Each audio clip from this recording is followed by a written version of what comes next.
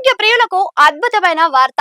Bharat New Zealand మధ్య కుదిరిన free trade agreement వల్ల మన మార్కెట్లోకి నాణ్యమైన విదేశీ వస్తువులు తక్కువ ధరకే అందుబాటులోకి రానున్నాయి.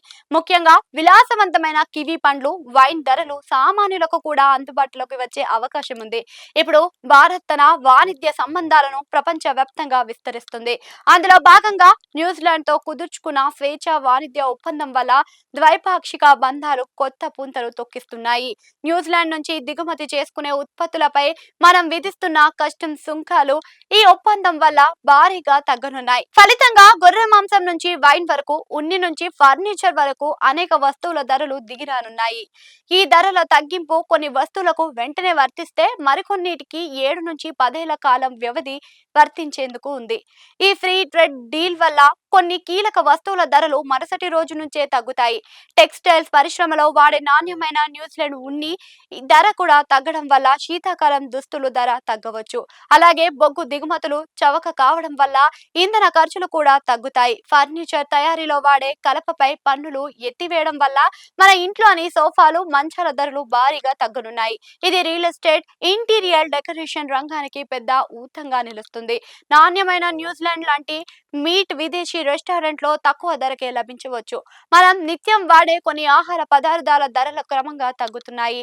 ప్రస్తుత కివి పండ్లు చాలా ఖరీదైనవి. సుంకాల తగ్గింపు వల్ల 7 ఏళ్లలో వీటి ధరలు క్రమక్రమంగా తగ్గుతాయి. ఇది మన దేశంలోని మధ్యతరగతి ప్రజల ఆరోగ్యానికి ఎంతో మేలు చేస్తుంది. ప్రపంచంలోనే అత్యంత ఆరోగ్యకరమైన నదిగా భావించే ఈ తేనె ధర కూడా తగ్గే అవకాశాలు కనిపిస్తున్నాయి. ఇంపాక్ట్ ఫార్ములా వంటి ఉత్పత్తులు చవకగా మారుతున్నాయి. వైన్, సీ ఫుడ్, మద్యం ప్రియులకు, సీ ఫుడ్ ఇష్టపడే వారికి శుభవార్తగా ఉంది. న్యూజిలాండ్ వైన్లకు ప్రపంచవ్యాప్తంగా గుర్తింపు ఉంది. ప్రస్తుతం వీటిపై ఉన్న భారీ పన్నుల వల్ల ధరలు ఎక్కువగా ఉన్నాయి.